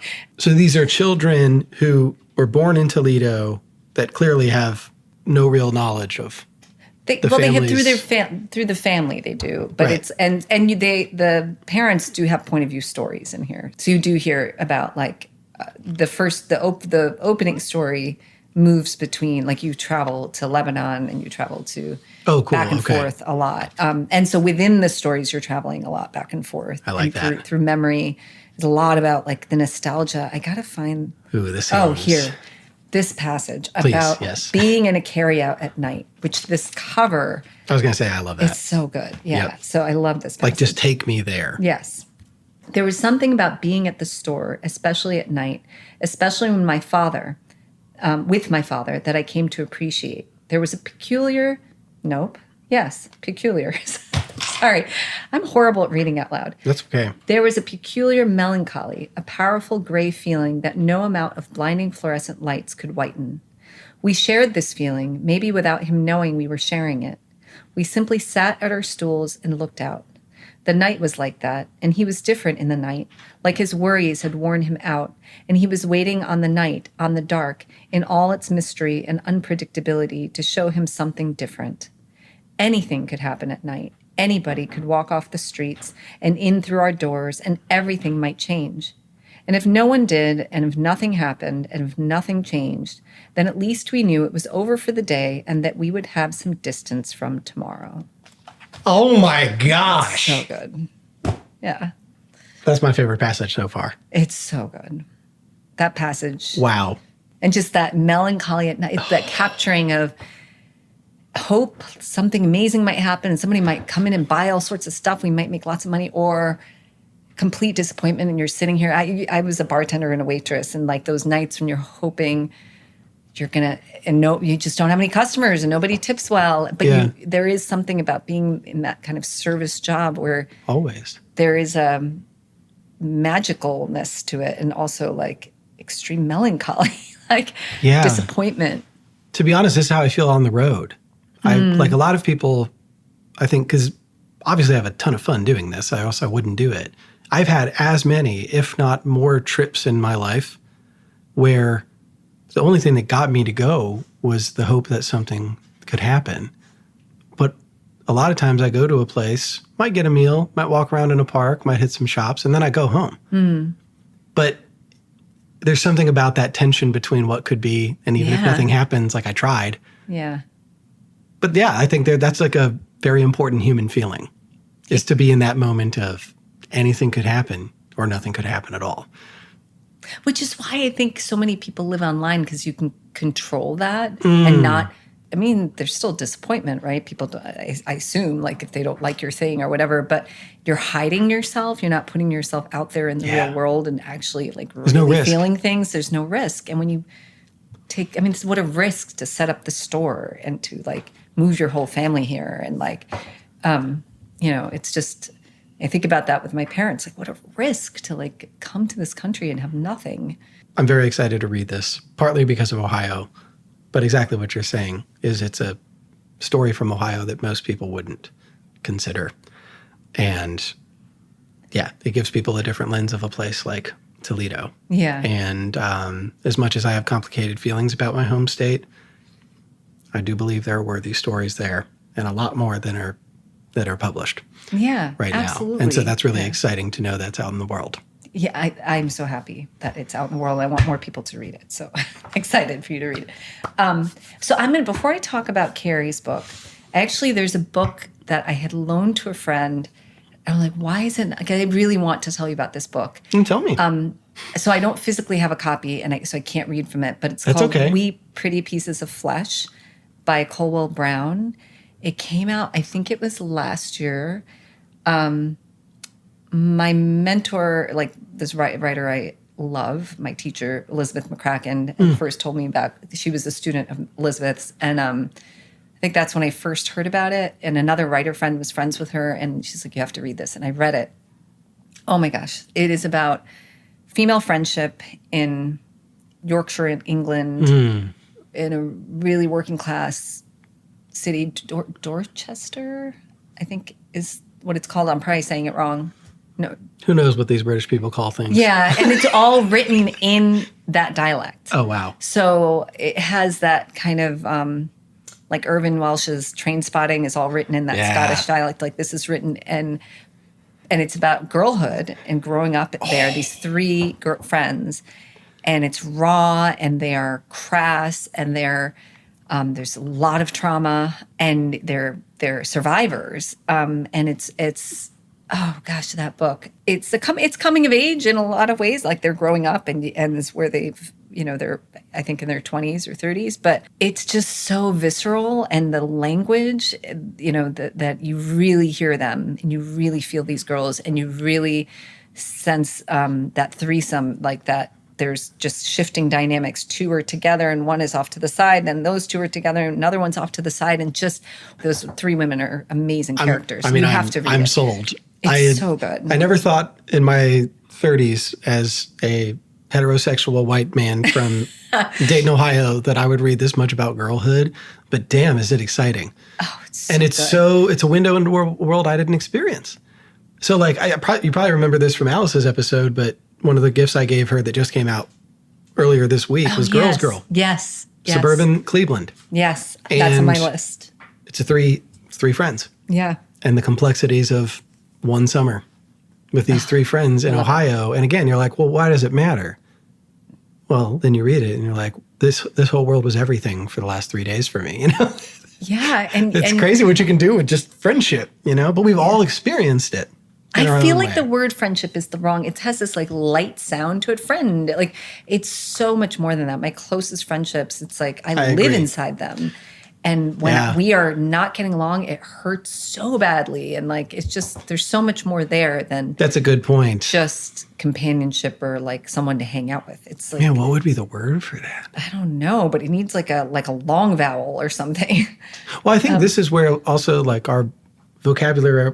Like I've talked about this a lot, the way we talk about love is insufficient because it reduces it to husband and wife or husband and husband or boyfriend and girlfriend. Right? It's all one type of love that we see as the greatest love. But I was like, have you ever had a real friend? Because I don't know that you could say that that's less intense than romantic love. If you ever do repeat interviews, and there's a author named Paul Lisicky. I'm not recommending him. This is me cheating. He wrote this book. I did my launch event with him. The most amazing human being. I watched that. The Narrow Door is his memoir about friendship. And it is so good. He's such a fantastic writer. You have to read him. And he has this line about, he's a gay man and this friend is a woman. And he's like, but the friendship's so close. Like, of course we're in love with each other. Like, of course. I'm not doing justice to the line. Yeah. But it's so But it gets good. at what we're talking about. Yeah. Which I really appreciate. Because, I've been in relationships with people, some for a long time, some for a short time. And yet I've had the same friends throughout all of those. Like ex-girlfriends. In some ways, it's like having steady friendship makes it easier to get over that stuff. It would be nice to be with someone long term and it not get ruined by something and not end in destruction. Or that really, I have one relationship a failed romantic relationship, and he and I we are such good friends, and it's a weird relationship because we've seen each other. I've been decades. He knows my children. He knows Chris. They like each other, and there's like such a weird closeness because we've known each other in this like so many different ways, and at our worst, like horrible things we did to each other. And then to have this closeness now is so odd. I'm so grateful for it. I would never tell him that to his face, but yeah. Yeah, it is rare. It's have you read Lily King's most recent book? Read that. Yeah. That was a recent book on the bed. Yeah. By Elisa Faison. And she read a passage where her ex comes to her family's home. Yeah. And just the ways in which that kind of unsettles things. And then the child's like confused about what's going on. Anyway, no, I'm glad you mentioned that one. And these pretty pieces of flesh. The other thing that it's all in that language, and she uses the word in a friendly way. I don't know if I can say it, the C word for vagina. I got an affection for that word, but as a term of endearment. Sure. I loved it. Yeah. It can be a playful word. Yeah. If you say it the right way. The context matters. People think that it's ugly because it can be like maybe the ugliest word that you could use. But yeah, I like when stories make something acceptable like that. Yeah, because it's coming out of. You didn't know that this is how these girls talk to each other. I love it. Oh man, Yeah. You need to text that to me before I go so I can remember it. Yeah, I'm so sorry. I should have. No, that's okay. I saw my friend yesterday. I meant to ask her and then I forgot. Now, is that a book on the bed? Or these two? No, I'm going to put this aside because I love this book, but it's already been recommended to you. And I really want to talk about Carrie. Okay, so that was number 5. That was number 5. Sweet. Pretty Pieces of Flesh is number 5. Sweet. Make Your Way Home by Carrie R. Moore, the story collection. I'm so glad you chose this. So good. Shouts out, Carrie R. Moore. It's a collection of stories about Black girls in the South, and it's about girlhood and it's about growing up in different locations in the South. So she actually traveled she's from Atlanta, she's from Georgia, but then she traveled to places that she hadn't been. So she hasn't lived in all these places necessarily, which is also to me such a feat because the sense of place in each one of these is so strong to me. Oh, see, I didn't know that. Yeah, it's so cool. They're love stories. A lot of them it's interested in romantic love in ways that, like the way it uses the genre of romance, I guess, and makes it its own thing, I really love. I think this is another one that it's like, you can say, someone can write like, okay, it's about Black men and women who grapple with home and that have eluded them, and it is about history. So there are unifying things about this collection. It's about how history kind of comes up from the ground and you can't escape it, and it shapes your relationships, right? And it shapes who you are. But it's so vast to me. And one of the stories I actually got to read in a workshop with Carrie. Oh, sweet. It's here. And it's probably the most, it was picked for Best American Short Stories last year. I was so thrilled. Till It and Keep It. It's set a bit in the future in this like post-apocalyptic world. And I just love that this story is in here. I'm not going to read from it because I want to read from another one. Because the rest of these are very much about like grounded in reality, whatever that means, right? And then this last story, it does throw you for and it still feels. I mean, it feels very real. But I could see someone saying, "Oh, well, that story is different. Maybe take that out." And I'm so glad that didn't happen here. And it's about sisters, and it's a love story, but it's a love story about love between siblings as well as I remember her telling me telling the workshop that like part of the inspiration, I hope it's okay that I'm sharing this, Carrie, I'll see her, I'll ask her on Tuesday. But that, I think she's talked about this, but that knowing when you have a best friend and then when you get married, sometimes it can create a separation and you don't want to leave your best friend. Like you don't want to have that because you found a partner, whether you get married or not, that other relationship is no longer primary. And like, so this story takes place in the future on this farm. I just love how that is what created this world. It was the seed of this world. So I love that. I'm going to read from the beginning of Cottonmouths. Oh, yeah.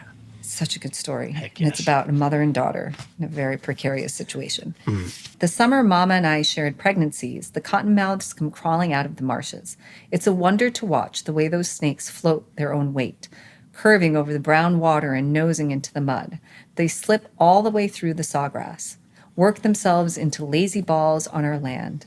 I ain't going no place, you imagine them saying, now that I'm all comfortable here. And you kind of get what they mean. Sometimes I watch them from the back porch, especially when it's too hot to move, much less go carrying a baby inside you, thrashing in your belly like it's trying to shrug off your body heat. Every spring and summer we get them, same as the other folks in Collier County, though they like our house best because of the way water collects in a little dip not far from our porch.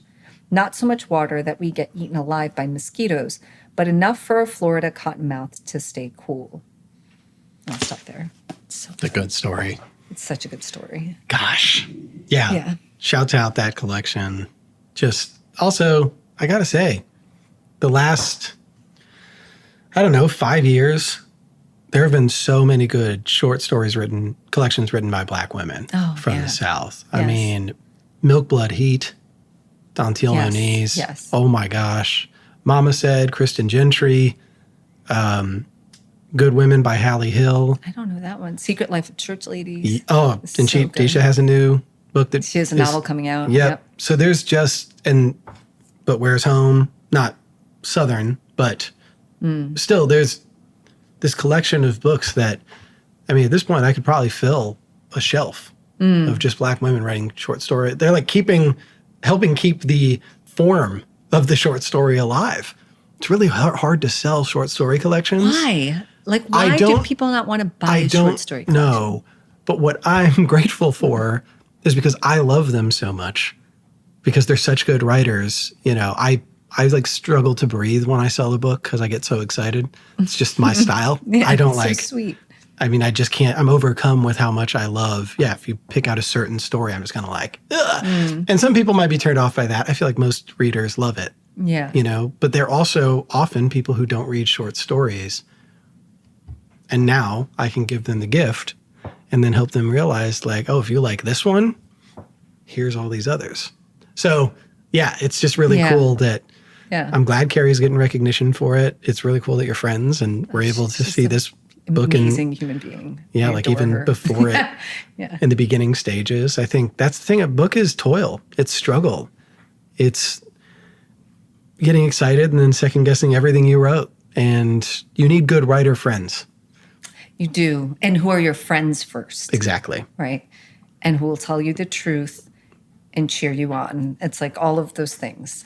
It's cool when writer friends are proud of their friends. I love seeing that. Yeah. I love seeing writers celebrate each other, because I think in life there's enough jealousy and, Yeah. Which is kind of I feel like it was a real leap to go inside these, especially Deepa, who is very jealous. Oh, yeah. And very competitive. And understatement. And Ruchi deals with her own envy, but I don't think Ruchi by nature is a jealous person. But I think, because all I want, I really adore my friends, and I just want them to rise. And I just think there's so much. I remember growing up and so much was about pitting people against each other, especially girls. I'm sure boys too, but especially girls, and comparing one to the other. And and it's we're holding all of us down then. And I think what I see with books is every time it's the heart can just expand with love. Everybody can fit in. And with books, there's room for all these stories.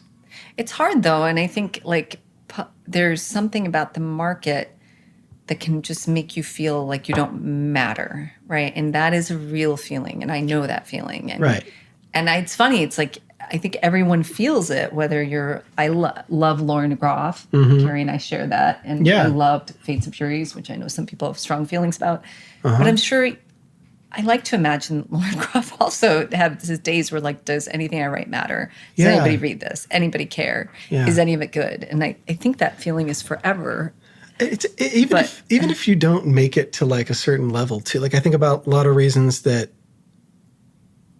a lot of my friends quit making music when a small subset of us kept making music is because of not getting the validation they needed to continue. Yeah. Whereas I've never wanted to make money off it. I never wanted to make it a living. I find Drake to just be an exceptionally dull human being. A lot of people that have that much money and they're not cool. Find me someone who's a janitor that makes a classic hip hop album in Seattle. That's someone worth knowing. So ironically, a lot of the authors I love, it's not about the celebrity or the status. It's about we're talking about with these books, it's the individuality. It's them. Nobody else could write that book. And I've never read a book like Every Happiness. Oh. It doesn't mean there aren't thematic Of links course. with other, yeah, of course. So you're telling an immigrant story, you're telling a love story and friendship okay, but what makes it stand apart is like, I know you wrote it and where it comes from. And then even going back and seeing your first book, it's like gives me an even deeper appreciation for you as an individual. And maybe that's part of the reason I do this is I want to know the people that write these things I love. Yeah. Sometimes it's good to have mystery behind it, especially if someone ends up being disappointing, but all I've found is just new revelations that's like deepened my affection for writers. So that's what's fun. And yeah, I'm sure every author struggles with their place in the writing world, but that's why from the time I was even, I don't know, in my early 20s, I've made it a point. I will always tell people how much I love their work. That is, if I love something, it doesn't mean I get anything in return. And I tell people too, when I invite them to Books on the Bed, I'm not looking for you to say yes. That's not what I'm looking for. Primarily, you need to know that you have a huge fan of your work in this little place, this little dot on the map in Western North Carolina. At the very least, all you can take away is like, this book meant something to me. And I think if all of us readers did that, maybe some don't think to email writers, or like if they, I don't know, who knows, but I think it is important because I know I can understand the struggle of the ups and downs of wondering what was this all worth? Or is it worth going with another one? And so much of worth is, so what these characters struggle with is so much of worth gets equated with finance, and success gets measured by your wealth or status, or wealth and status, or what you own. Well, and who you do better than. And who you do better than. And and I think, I think that does a lot of harm in society in general. And this is making me think, because I also, if you're okay with it, I know you don't necessarily love reading, but I'm just thinking of how nicely this fits with this huge paragraph that maybe we could read part of to... Sure. Or I have another option if you'd like it. So the first one I was thinking about is when Deepa starts singing after the funeral. Oh, yeah. For Ravi. Yes. Let's read that. The crematorium was off-site. Deepa and Anu returned to their car, and a cloud of chili and garam masala from the eggplant stung their eyes. Deepa drove several cars behind the hearse, headlights on. Anu ribboned a tissue in her lap and wove it between her fingers, then wove it out. In and out, dispiriting. Stop fidgeting, please. All your nerves make others nervous too, Deepa said. Someday her daughter would appreciate her advice. Deepa still believed this. It's horrible to lose someone so suddenly, Anu said. The boys seem broken. But the boys had their college funds, their father's life insurance. She'd told Sanjay that it would be his responsibility to prepare Anu if the time came to fill out the FAFSA, to explain that she'd need a scholarship, that his, quote, mistake would probably be in the local news, that they'd have to sell things, many things. Everything passes, Deepa told her daughter. The new mall construction appeared to the left. The top of a crane shot into the blue sky. They'll be fine. There's something I need to... Please, Anu, stop with this tissue. Deepa reached over and snatched the shreds out of her hands. I've met someone at college. Oh, good. You have a friend. They passed a laundromat, a Cumberland Farms. Here the trees were closer to the road, the canopy darker, sunlight speckled across the asphalt, leaves flashing silver in the warm breeze. The sun made shadows short on the road. A good friend, actually. Deepa waited for a name, some indication. Good friends are important. That's not what I mean. Deepa kept her eyes on the road. You must be careful with friends. They change, even good friends. Mom, I'm not... Your studies are what's important. I'm sure you're being sensible. Deepa's voice, too shrill and false, bounced off the windshield. She went on with whatever gossip she could, who had gained weight, who was going to good schools, who was going to bad ones. Her words had the intended effect. Anu was quiet.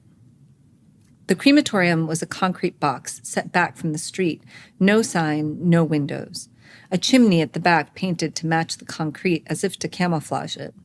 Against the saturated sky, she could see the thinnest trail of smoke. Two attendants in dark suits, clearly unaccustomed to hosting so many people, ushered them in. The room, not much cooler than outside, was speckled tile and wooden walls with a single opening in front of a large metal tray, the casket on top. Mrs. Ravi, the bigger, meeker-looking attendant said. He slipped out a card from his shirt pocket, like he'd sheepishly forgotten a line.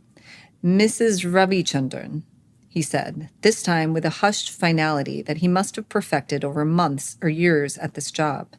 His colleague stood by the opening and pressed a button. A whooshing captured the room, a stereo reverberation that reminded Deepa of prolonged thunder, which itself was reminiscent of the time she traveled with her mother to a hill station where women, saris tied between their legs, balanced luggage on their heads and ran through the red dirt streets, warning that they had no intention of stopping, that they would, if you stood in their way, run you down. Yes, Pushpa said. Yes, okay, yes. The attendant opened the shaft to reveal a Crayola orange interior. Together, the two men took hold of the sides of the casket, ready to hoist it, but the sweaty cousin brother stopped them. Deepa saw the irritation in the attendant's brow. Well, what were they expecting? The sons, stripped of all courage, their torsos wilting, were summoned forward. Pushpa was relegated to the back with the rest of the women, the men having found some purpose at last. They're good boys, Deepa whispered to Pushpa. The woman didn't answer. She kept her tortoise-shell sunglasses on. They were too fashionable for the occasion. They slipped down her shiny nose. But of course you know that. They'll take good care of you. They'll grow and they'll leave, Pushpa said in her grainy voice. Are Pushpa, they'll look after you. She gave a crisp, gaunt laugh. They'll become doctors and marry doctor wives who will someday put me in a home, some American home. Nonsense, Pushpa, nonsense. What do you know? She spoke through clenched teeth. Deepa had thought this woman admired her, that they were at least on a level field. She was wrong, and she let the knowledge sting. The boys struggled against the casket, as if some life might yet be left in the man inside, and soon the cousin brother was pushing too. The attendants stood back and waited. When it was finally in, one attendant moved to shut the door but was stopped. We need to see the body catch fire, the cousin brother explained. The attendants blanched. But once it's inside, we can't open the door again. It locks. The furnace roared. Could that not be evidence enough? But the cousin brother continued to negotiate until the door was raised just a fraction so you could peer inside, see the charred wood. A love marriage. A good man. The things that Faith had delivered to them but hadn't delivered to her. What she'd never told Ruchi, never really admitted to herself until just now, was that she knew about Farao and Braganza long before Ruchi even arrived at the school, not because she'd caught the nuns in an illicit embrace, not because of her spying, though she had done so several times. No, Deepa knew because she was good at observing, at staring, at watching closely. She was good at catching what people didn't want you to see, and like that, she understood how the sisters needed each other, how, despite their square jaws and battle-ready countenance, when they locked eyes, when one came near the other one, a warmth flowed between them, a force field, like nothing she'd seen in any film. She'd been frightened and repulsed, and worried she'd never feel it herself, anything close to ecstasy. Deepa receded further until her sore back met the wall. She rested against it. She was surprised she still remembered the shloka her mother had taught her for such an occasion. At first she sang to herself until some of the women caught on around her and she pushed her voice over theirs. Somewhere she heard Anu's voice too, and together all of them made the song beautiful, maybe the most beautiful song ever sung. Pushpa didn't turn around, but Deepa saw her shoulders tighten, and it made her sing louder still, so loud she might drown out their deceptions and jealousies and petty competitions, all the things that made them small and tired and worn, all the things that held them in place, stopped them from being themselves.